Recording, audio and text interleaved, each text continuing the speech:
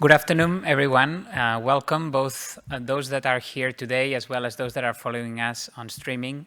First and foremost, I would like to thank la Unió Catalana d'Hospitals for organizing the overall Congress as well as this session, as well as all the work that my colleagues together we have been doing over this time. My name is Oriol Fuertes. I'm member of the Commission around Integrated Care in La Unió. And today I will be talking together with my colleagues around transforming healthcare and the work that we've been doing in the project Més Futur, or More Future in English.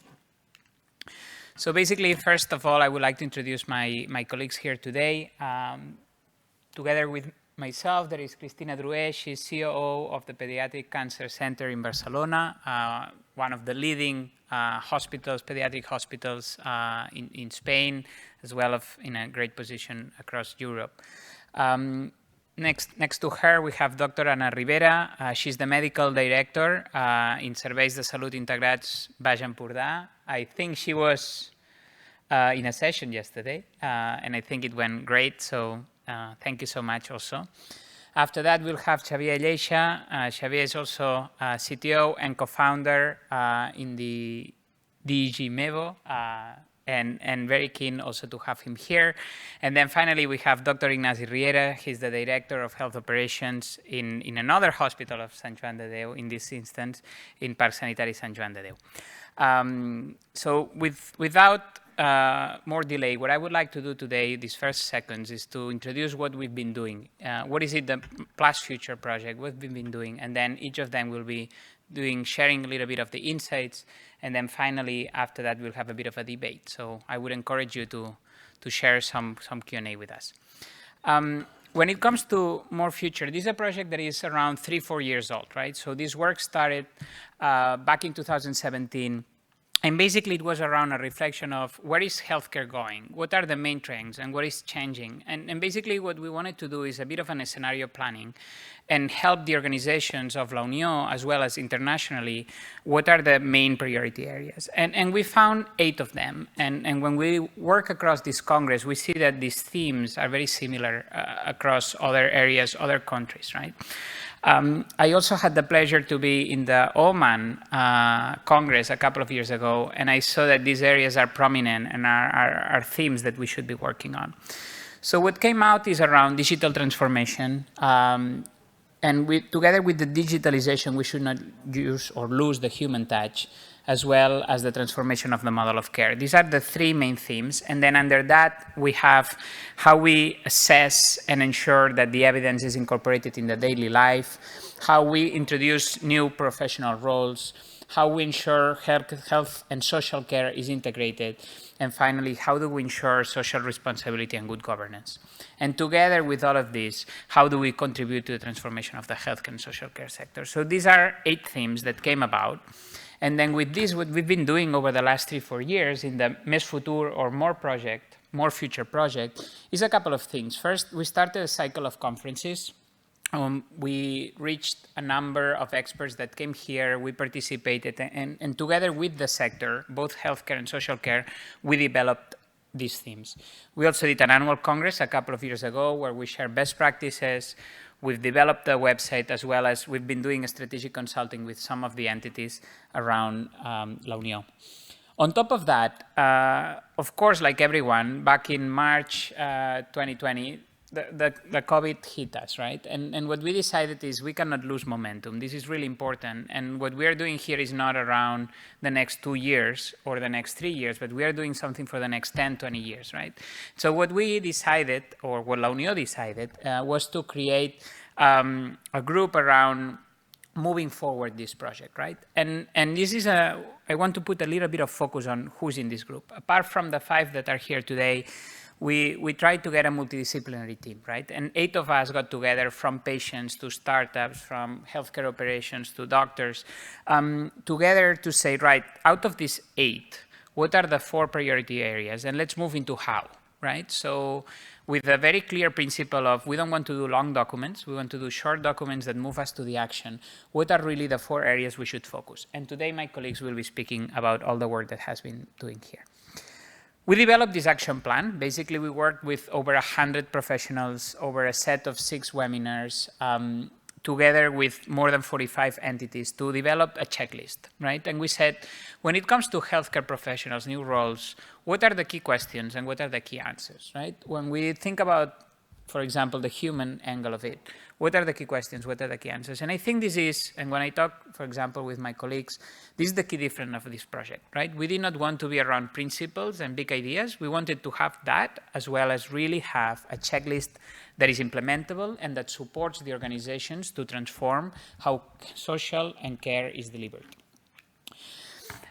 This has translated into over 100 actions. These actions are on the website we've created of More Future.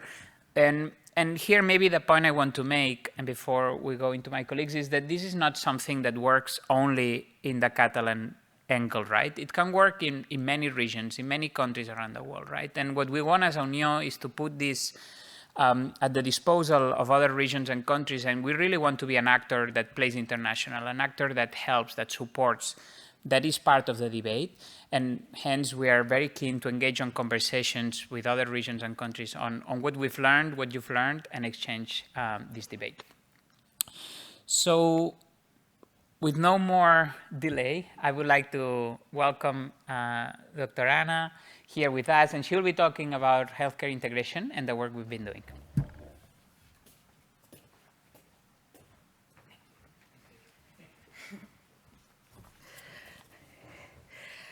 Good afternoon. Considering that many of you may come from abroad, I think it would be helpful to describe some characteristics of the Catalan health system. There are three important aspects. The first one, in the early 80s, the government of Spain decided to transfer the responsibility of healthcare in some autonomies to the regional governments. One of the regions was Catalonia. The situation of health facilities in Catalonia was very different from other regions in Spain. Previously, most investments in healthcare in Spain was focused on large hospitals in the provincial capitals. However, at that time, Catalonia already had a wide network of small and medium-sized hospitals created by religious organizations, mutual cooperatives, and municipalities, with a long historical tradition and strong roots in the territory, which had been developed to meet the population health needs. Thus, in 1981, the state-owned health organization BET accounts only for 34% of the total in Catalonia, the rest mostly being private, non-for-profit institutions.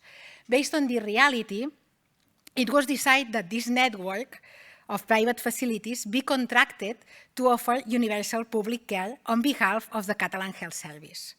This means that in Catalan territory, we find different forms of ownership of health centers, but all contracted by unique national health service to provide universal care for the population. The second aspect is that we believe that healthcare should not be hospital-centered. We have a powerful and very resolutive primary care, and we have social and long-term care centers aimed at the rehabilitation of chronic and fragile patients. The last aspect is that the Catalan system opted for a model of accessibility, quality and equity close to the user's home. That means that most Catalans can walk to their primary health center and get to a hospital in less than an hour. Due to this organization, in each health region, you will find a large hospital, tertiary hospital, and several county hospitals. These county hospitals offers a wide portfolio of services, including the majority of medical and surgical specialties, as well as diagnostic services. And it is because we have, one, each center has a very different history. Two, we have a primary care, hospital care, and long and social term care. And three, we have different levels of care in the system. It is essential for the patient that each center works in close coordination with the others, and the patient does not notice the difference between them. That is why integration of care is an essential ingredient in the equation. Understanding this need, with the group Més Futur, we set out to work on those aspects necessary to improve the integration of care. And that's why we carefully listened to the testimony of a breast cancer patient who had been cared for by an integrated organization but still suffered the gap between levels and institutions.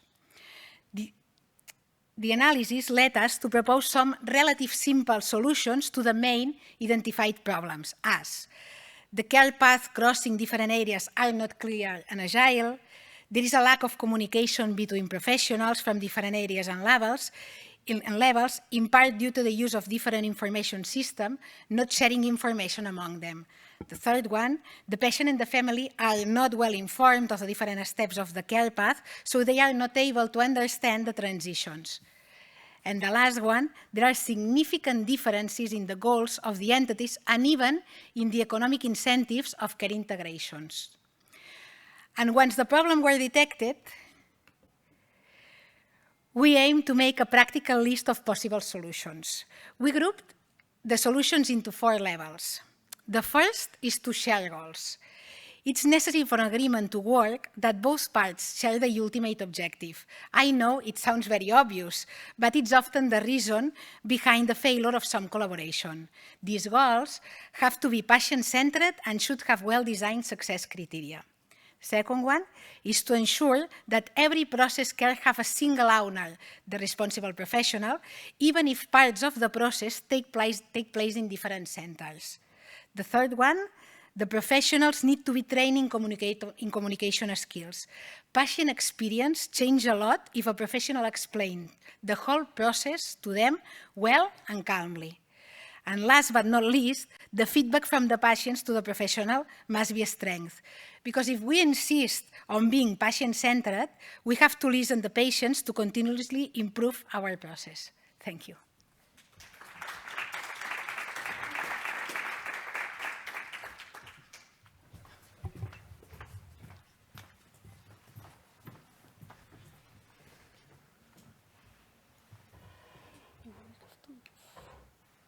Okay, so good afternoon, everyone.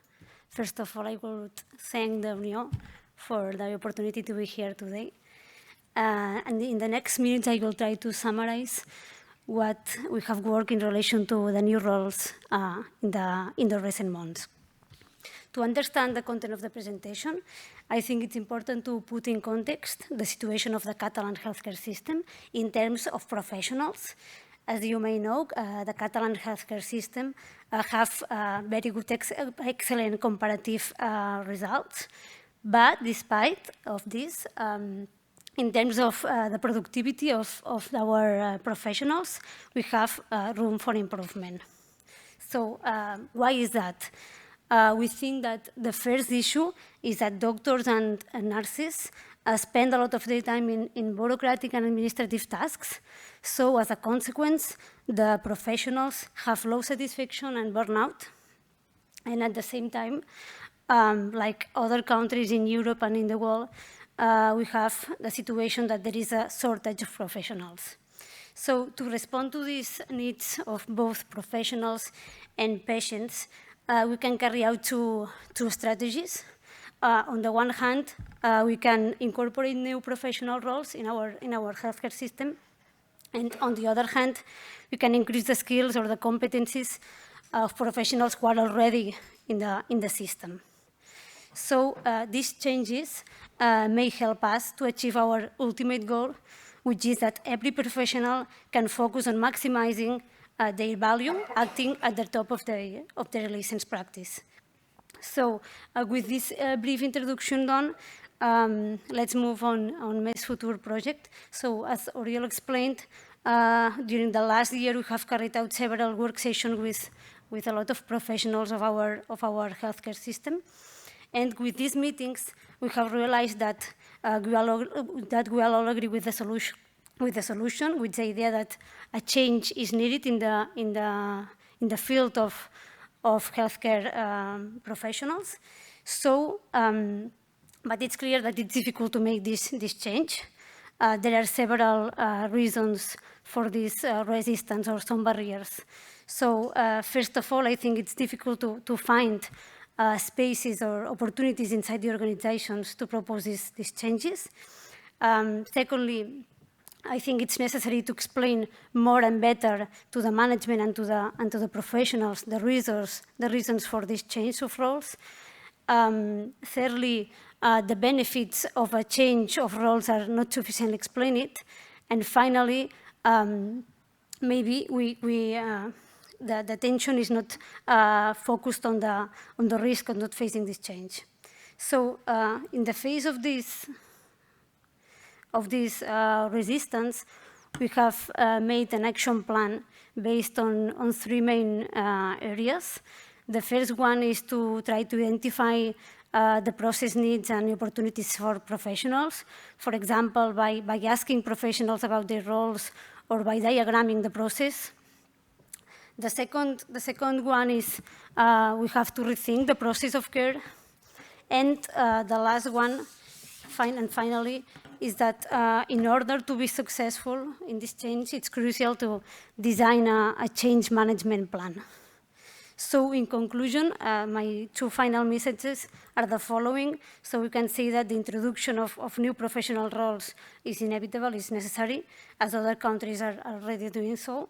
And it's crucial to involve professionals in this change management and to adapt this configuration to the needs of each team. Thank you.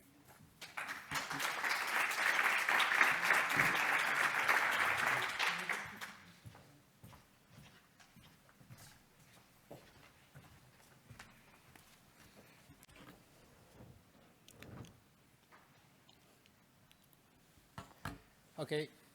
Thank you, everybody, for coming today. Thank you, La Unió, for hosting us, and thank you, the International Health Federation. So today, what I'm going to explain is more about the virtual patient care. So we are going to talk about really the technology, so how we can transform the organizations using the technology. So yeah, first to understand a little bit the situation. As everybody knows, like when we started, like when we faced the COVID-19, like the way that we deliver care has changed drastically. So we went for a model that was like really face-to-face, almost 90% of the cases, and we were forced to a model, to a new model, to a new organization model that was doing the telemedicine or doing non-face-to-face appointments. Honestly, as you already know, like the first telemedicine or the first call was established already like 30 years ago. So honestly, like it wasn't like that the technology wasn't there, because we've been able to do teleconferences and we were able to do already non-face-to-face appointments thanks to the technology. So the question that we need to ask was like, why, if we already have this technology, how come could take us, how could it be really that difficult to change the systems in order to adapt this technology that it's already like 30 years old? So that really like make us this question, like, why is so difficult? This is something that, yeah, we are doing with our smartphones.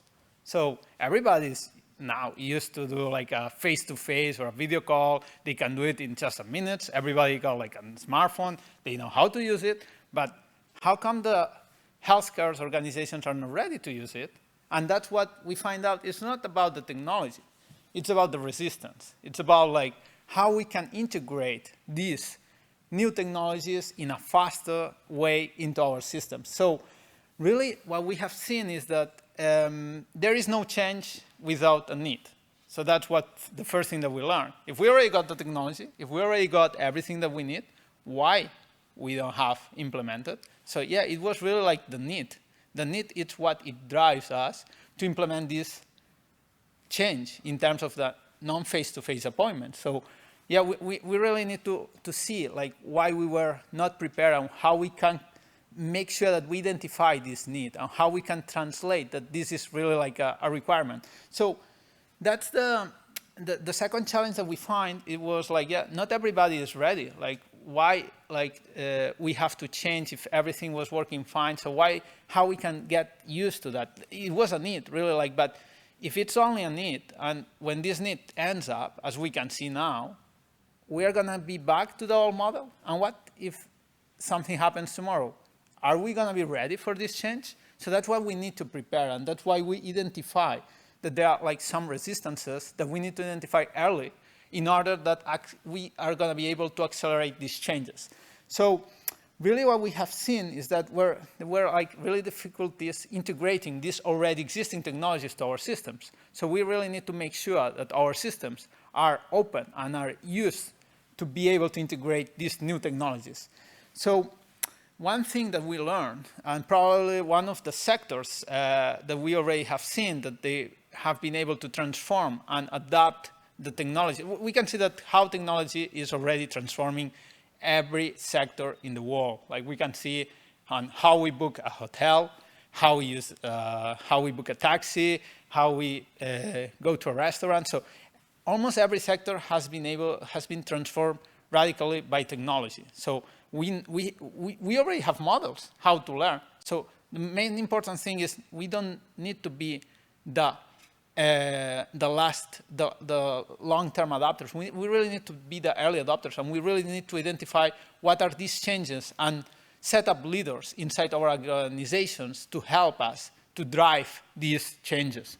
So looking at this context, what we have seen is really 3 different main areas that are going to help us to really change the way that the technology is embraced in our organizations and to be able to be more prepared in the future for the new changes that are coming. So in order to do that, we establish a process, and we establish like 3 main areas that we need to work on it and we need to be prepared. So the first thing is really to do the change management process. So really to define and design really this process. So it's really like a change management problem. It's not really a technology problem. So that's the first thing. It's now how we can change and how we can adapt, because if something we can know from technology is that it's going to change. So that's for sure, and it's going to change really fast. If we look, for example, there are some examples in terms of like how long it took to reach 1 million people in the different networks in television. It took almost 10 years. How long it took in the last technology, like that's the social media, it took less than 1 hour. So that's how fast the things are going and how fast the things are going to change. So we really need to do it in a way that we are prepared for it. So we need really to identify the care phases. So where it needs to be applied, and we really need to identify what are going to be the patients. But what is going to be more important is we don't need to look anymore as a technology as a silo in our organizations. It has to be a foundation of the solution. So it's not something that I use. It's part of how I define it. So that's really key, and that's really important when we identify. That's the first thing that we need to change. It's not about a face-to-face or non-face-to-face appointment. It's about having the tool. Like it doesn't depend if it's a face-to-face or non-face-to-face. Really, the system has to be designed that it doesn't matter if it's a face-to-face or non-face-to-face. Really give the power to the patient to choose which they prefer. But inside the organization, we really need to be able to manage independently if it's a face-to-face, non-face-to-face appointment, because that's the way that the technology is going to be implemented. So the second one, and it's really important, it's also that unify really these action protocols and care circuits. So really standardize and making sure that this technology is embraced, like it's what we call the liquid in terms of the technology. So it really embraces every aspect of the hospitals. So there is one sector that could be like one reference model in this case. That could be, for example, the educational sector.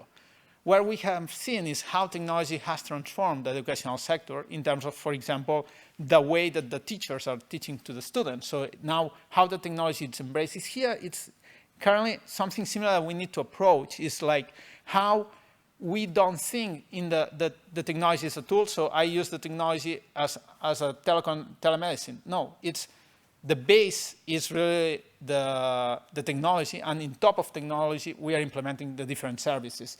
And the last part is really to be able to monitor and measure it. So in order to improve it, we cannot improve something that we cannot measure. So we really need to measure how we can use this technology, how effective is this technology, in which areas it's better to use it than in other ones. And one thing that really helps is to identify leaders inside the organization that can lead the organization to this new technology world. So that's really the way that we can see how technology is integrated and it's fusion with the with the current caregivers and with the current telemedicine. So that's what I wanted to share with you today. So thank you so much for listening.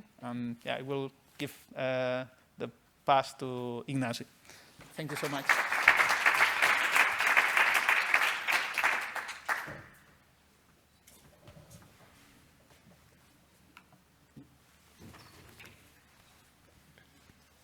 Well, thank you. Good afternoon. Thank you for having me here. Thanks to Unió and the scientific committee for inviting me. And thank you for being this afternoon with us, spending your time. Well, first, let me explain why have we choose this topic. The name of the round table is around change, is around new challenge, is around new needs. So we need to face a new way to do the healthcare practice. But this change will only happen if the rest of the institution also changes. So the challenge is how the institution gets their mission, vision, and values to shape the institutional culture and how to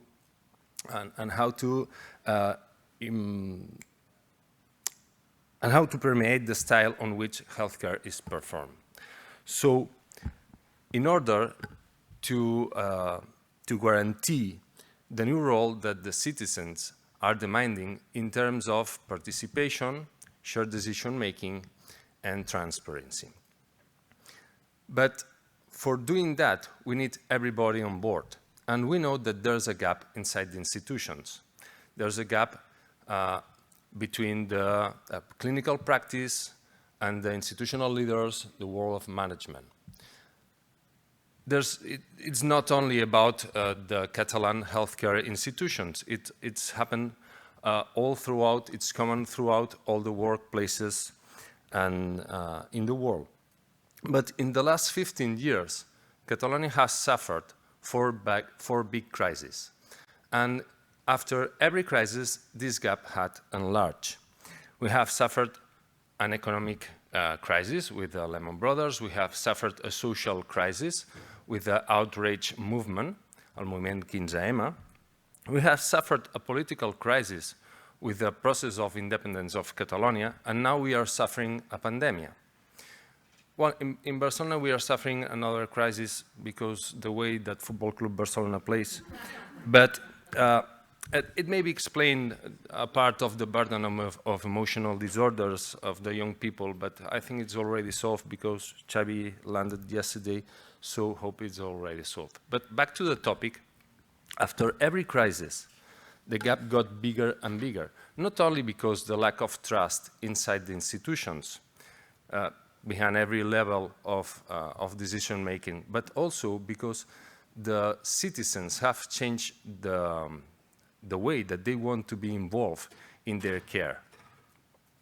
They want to be more autonomous, they want to be more powerful, they want to be more informated, and then as they want to have a new role, then arrives the top of the first wave of coronavirus, and we lock down everything.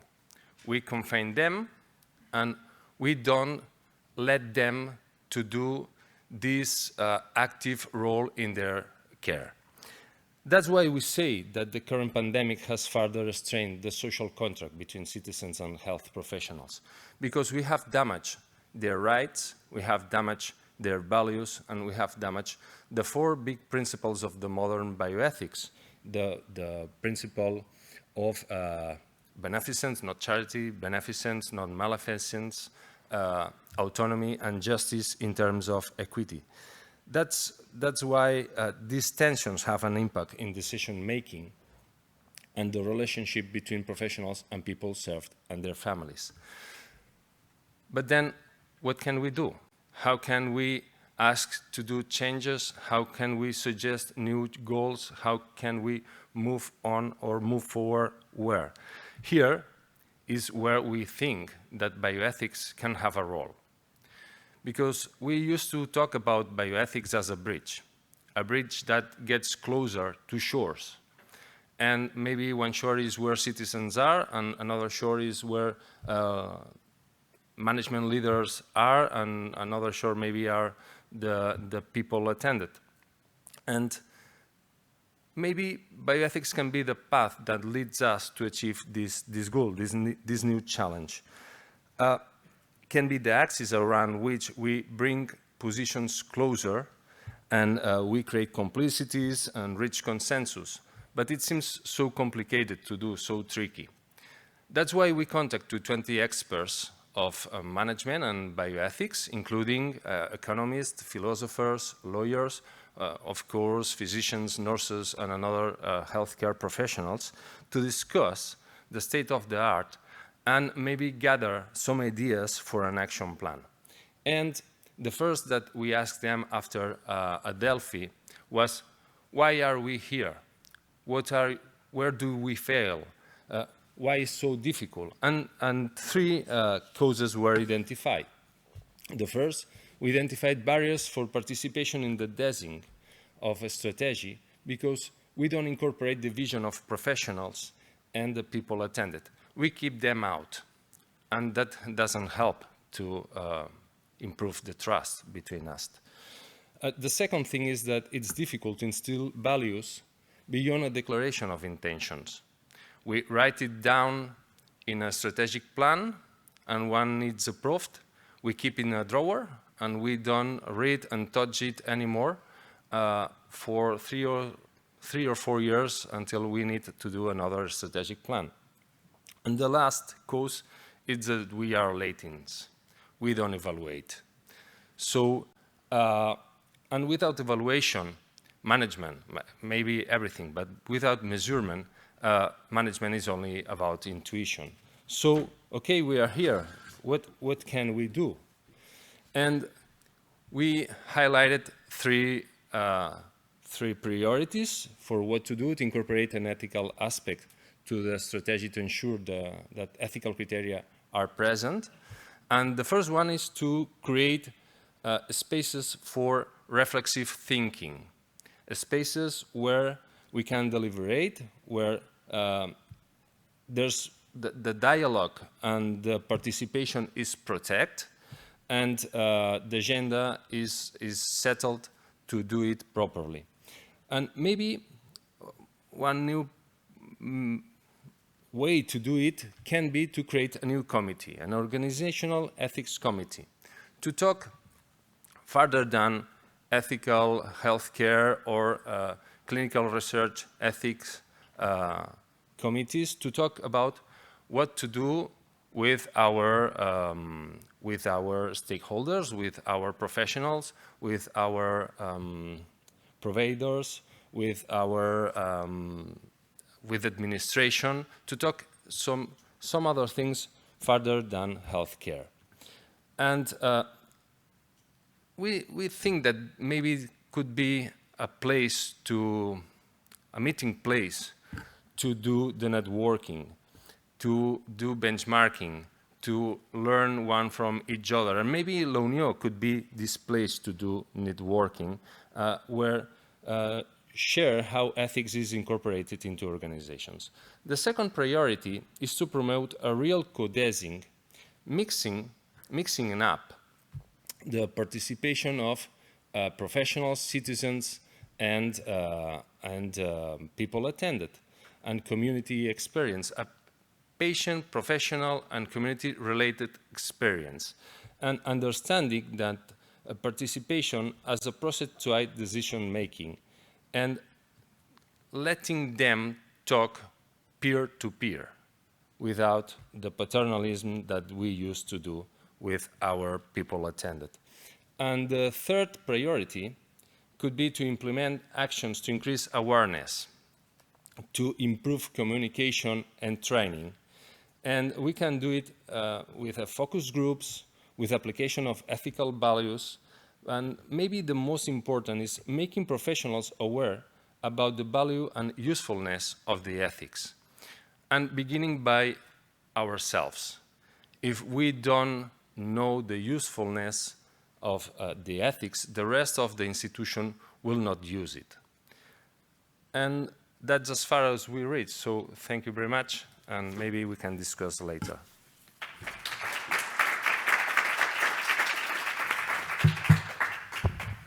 Well, thank you so much, the four of you and everyone for following until now.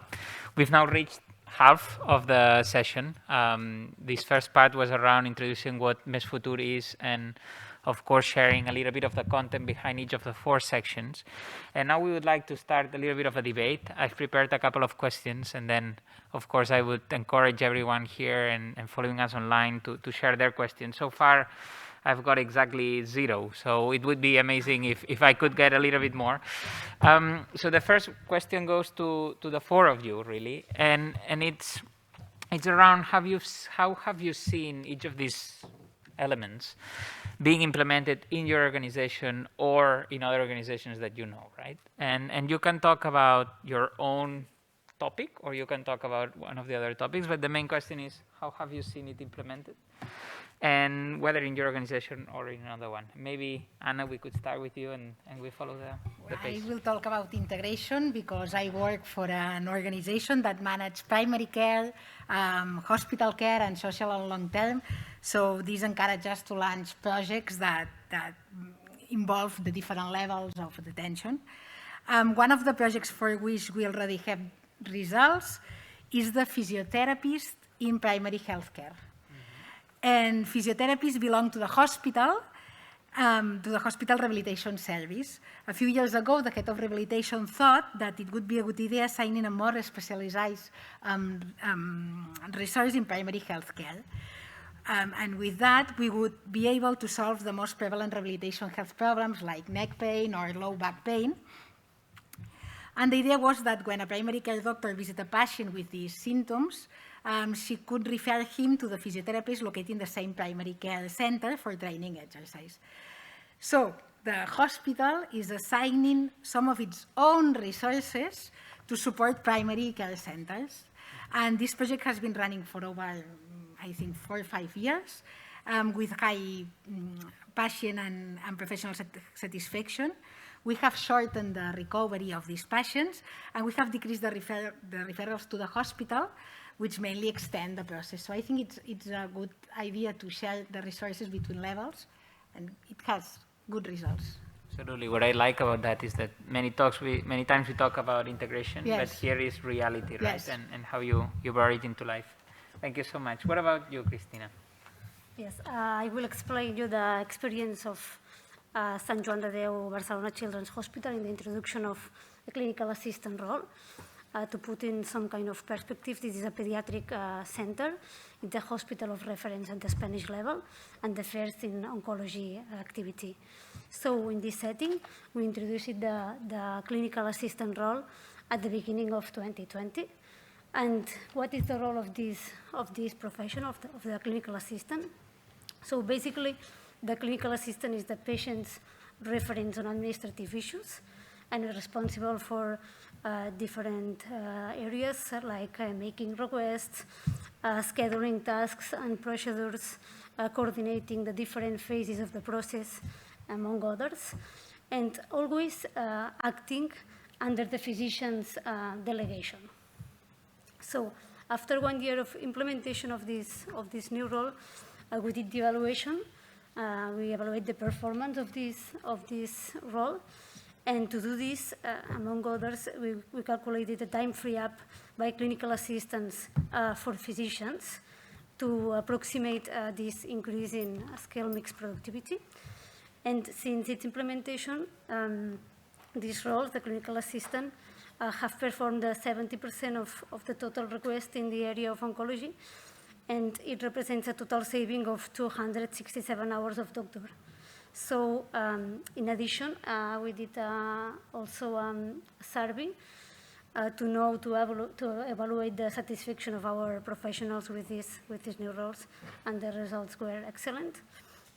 So to sum up, and based in our experience, we think that the introduction of this clinical assistant role could be efficient and also very positive in terms of organization, especially because this delegation allows both clinical assistants and physicians, doctors, to work more closely to the top of their competencies. So I think it's a good project. Very good, very interesting, and many times we think about working harder or longer hours, and here it's about working smarter. So, well done. Thank you so much, Cristina. We go with Xavier. What about you? What have you seen? Okay. So yeah, from my side, yeah, working as we saw, like I am the CTO and co-founder at Digimivo. That's a startup. So we really help like hospitals and healthcare professionals. What we do is really we transform the way that the patient communication and the patient education is delivered. So mainly prior to the COVID-19, most of our systems and solutions were physical. So we're like really focused on giving this information on site. So what we identified when the pandemic came was like, okay, first we need to adapt the technology in order to be able to continue delivering this patient education, patient information, and it becomes even more important because we start seeing all the fake news related to COVID, so it was really like key to provide real and validated information to the patients. So the first thing that we did is we shift from the physical world to the virtual world and create, as we said, like this multi-channel approach. It's really like a omni-channel. It doesn't matter where you are. It's providing the right information at any time, anywhere. So that's really like where we were able to work at the beginning. So after that, what we identified was that, yeah, okay, technology is good. So we already got the technology, we already got the systems, we already got the content, so everything was okay. But what we find out is that the HCP professionals, the healthcare professionals, were not used to use this technology. So what we did is we partnered with, in this case, with the OMC. This is the Organización Médica Colegial. So to deliver and provide to HCPs the way that they need to transform the information for being able to use this system. So the next step was to educate the healthcare professionals in how to use the technology in their sector. So that was really key, and that was really important for us. And that's the way that we were able to explain to the healthcare professionals how easy it was to use it and how they can embrace the technology. But it was really important to talk with their language, not to the technology language, to talk in the clinical language. So for that reason is that we were delivering this important asset to them. And in the last one, we still not have it here in Spain, but we already have use cases in the UK with one of our partners in the National Health Service. So they were able to implement this patient education, providing the right information at the right time through more than 2,000 general practitioners in the UK, and that reduced 70% of the needs of a second appointment. Because when you provide the information clearly, they don't need to come back. And the other thing, it reduces 50% the needs of annual appointments because they were able to provide right information without fake news. So that was providing the information that the patient needed, validated and contrasted. So that was what we learned is that, yeah, technology was okay, but it needs also to get the language of the HCP to embrace it and later on implement it, measure it, as we have seen it with this case. So, thank you so much. Really interesting to see what it takes to implement, right? And everything around change management that you've described. So extremely interesting. And now we move on to Ignacio. What's your view on this one? Okay, we are doing 4 changes in 4 drivers. The first, as Cristina, we are training our professionals to improve their skills as assistant clinic in outpatient area. We are also doing an evaluation about how did the patients of mental health experience the use of the non-presential activity with telephonic calls or video calls, and we are trying to decide when use one or other, and when it's secure and when it's effective. And we are also scheduling a series of meetings with the members of the management teams of all the centers of Sant Joan de Déu to discuss about the ethical organizational ethical committee inside Sant Joan de Déu to discuss if we should have a new committee or we should do it inside the management committee or the or another committee inside the organization. Thank you so much. And so what we've heard today is so far initiatives that are making things happen, things that are real. And I would like now, if we are almost at an hour of the session, I would like to get a little bit negative. Right? So now I give you permission to be negative a little bit. And so the question is more, what's holding you back, right? And this question goes more for Anna first and then Ignacy. What is really holding you back, right? Not letting you capture the full potential of what you would like to do. Talk again about integration of care, and given the scarcity of resources in the health system, I would say that the most important one is the reimbursement system. We behave depending on the way we are reimbursed, and that's when hospitals were paid by days of patient stay, the length of stay were long, and when we were paid by patient discharge, we had an incentive to discharge the patient as soon as it was advisable. And furthermore, if different levels of care are reimbursed with different objectives, it makes very difficult for us to agree a single process goal or to align our behavior. So I take profit of this forum to volunteer our institution to talk about that and to discuss more integrative reimbursement system. We've tried to do it, I think, many times, but we can do it again because it has to change. Great. Very good point. And what else is holding us back? I should answer mind the gap. I think that the most important thing that doesn't let us to move is the emotional state of our professionals. They are with tiredness, they are burnout, and they are skeptics with us. So we have to be recognized as someone who deserves to be in trust, to move them and to enroll them. Until we are not able to do that, I think things will be very tricky. So I fully agree, and now I would like to get a little bit more positive. And one of the things that you might have noticed is that this group of people that we gather together are quite young, right? And so part of the point that we tried to do was to bring new leadership, I would say, into this initiative. And I would like to ask Xavier, I would like to ask Chris, Tina, what have you learned as leaders during this process? What are your 2-3 key takeaways in this role? Yes, for me, the main takeaways from this process have been 3. Firstly, I have learned the importance of detecting priorities and define specifications for implementation. Secondly, I've also learned about the importance of involving the health professionals in these sessions. And also, finally, I feel that it's critical to measure, to evaluate, and track the performance of these projects. So very cool. Very good. Thank you so much. Xavier, what's your view? Yeah, in my view, in terms of leadership, what I would say is that what is really important in this is really like a journey. Like this, we cannot know where we are gonna be. The only thing is that we need to make sure that we have the assets and the skills that's needed at the right time, and we need to build this. So I don't know what it's gonna be required in 5 years, but what we know is that we need to learn how to change it. So yeah, having these skills that makes the perception of the changing is part of the evolution.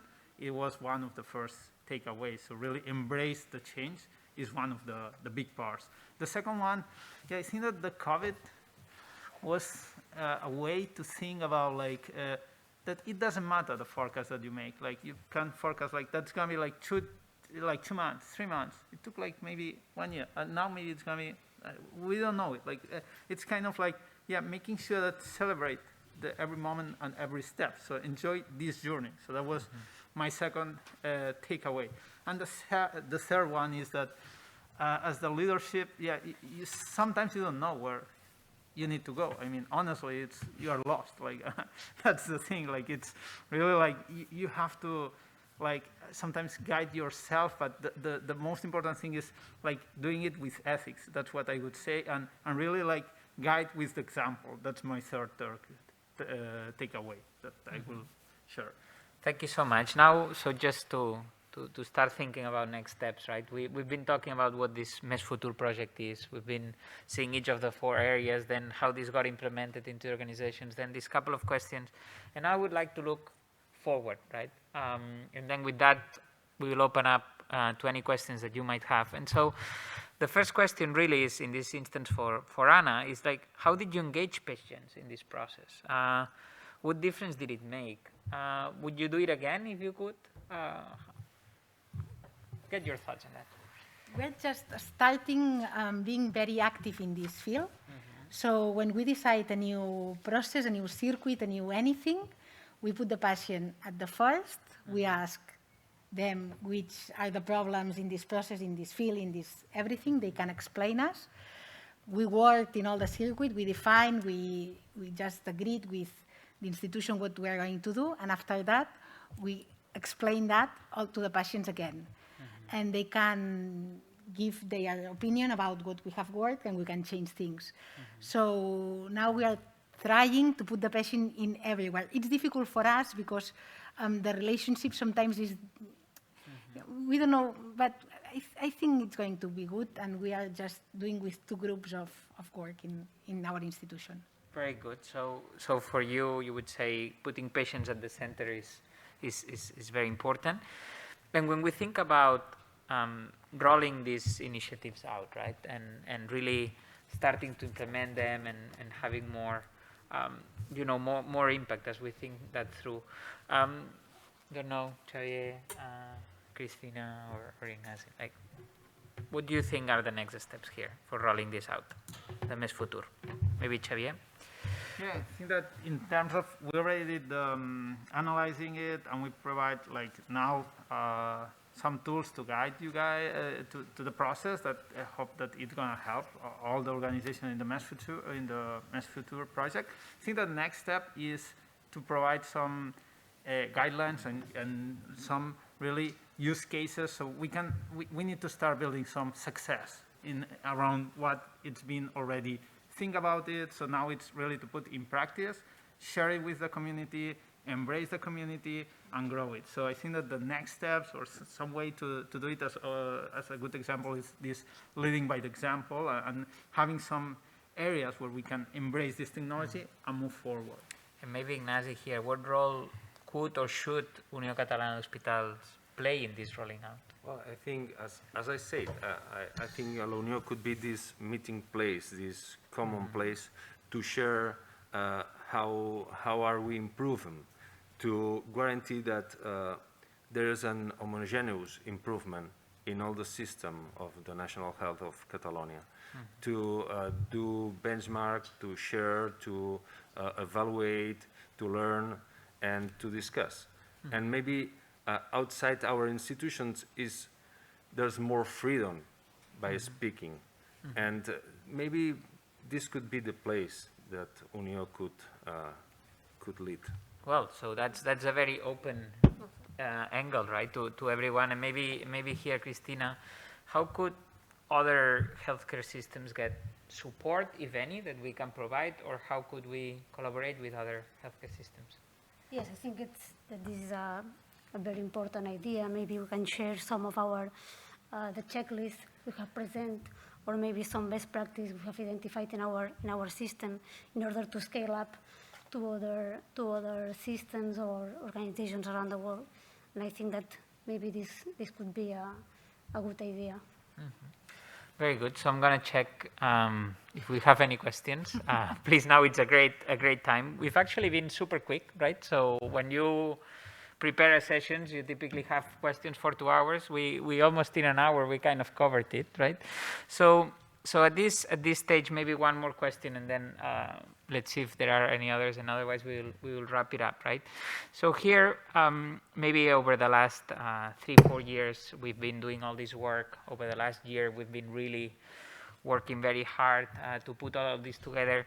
What would you say, for example, Xavier, no, the ups and downs, like the moment where you said, well, I don't know if this is going to be good, and this is great, right? We are doing progress here. What would you say are the ups and downs, and what caused it, and hence, what are the implications for others? And please, others, if you have any point, please do share.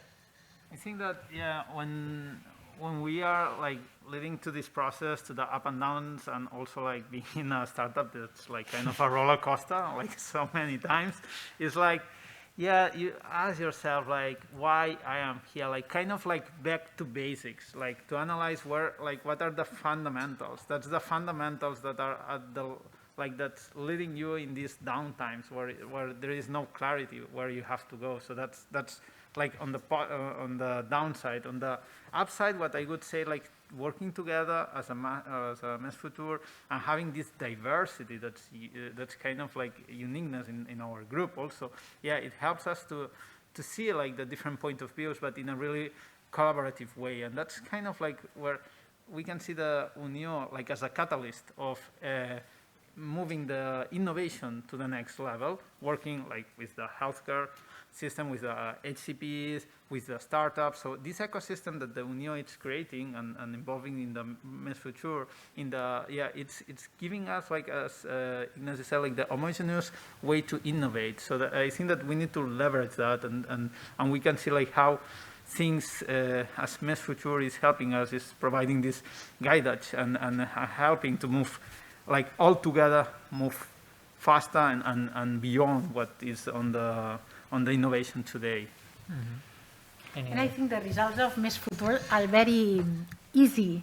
The solutions were not very difficult, or solutions that are maybe political solutions that we can do nothing. Mm-hmm. And the solutions are easy, practical, not expensive. So some solutions you can go to your hospital and say, I can begin with that, and after I can do that, but I can do that. It's something I can, and I think it's good. And for me, the up and down was when I was preparing when we were preparing the meeting about integration of care, I thought it's going to be the same as always, the same problems and the same solutions that we don't, solutions, I don't know. But when we listened our breast cancer patient and how she felt all their process and the gaps and what she didn't understood during all the breast cancer process in the hospital, all of us get agreed with the same problems and a lot of easy solutions. So I think it was the down was before and the up was up after the meeting. Very interesting. Very good. Well, thank you so much. I think maybe to sum it up, right, what I would like to share is maybe a couple of ideas. I think one is the sense of responsibility, right, that I think we all felt during this process. In a way, we were more coordinators than anything else, right? Like the ideas were coming from over 100 professionals, 45 institutions, and over a work of 4 years, right? We almost came at the end, but it's been almost 4 years of work that we should put in value. So the first idea is the responsibility we felt. No? The second idea is more around making change happen in a different way, right? I think what I felt during this process, and we were very clear at the beginning, is if we want different outcomes, we need to do different things, right? So one of the things we said is, and I personally said it, I'm not going to write the next 30-page document. I don't have time, and I don't think anyone in this room has time. So don't count me in for writing yet another document, right? What we are going to do here is we are going to do things different. We are going to engage patients. We are going to put a multidisciplinary team. We will make sure that we do workshops in the most efficient way to get the options, and we're going to make it in a checklist way, right? So it can get implemented. And I think it's been a success story so far to make things happen. And then maybe the thirdly is is to thank the opportunity, right? As all of us together as a team, to La Unió, to the International Hospital Federation for giving us this opportunity as, I would say, young people that are in the sector that want to learn, that want to grow, that want to do new things, and sometimes it's hard to trust, and here we are, right? So with that, I would like to close to thank you all for this time, and as always, it's been a pleasure, and I wish you a fantastic week in Barcelona. Thank you so much.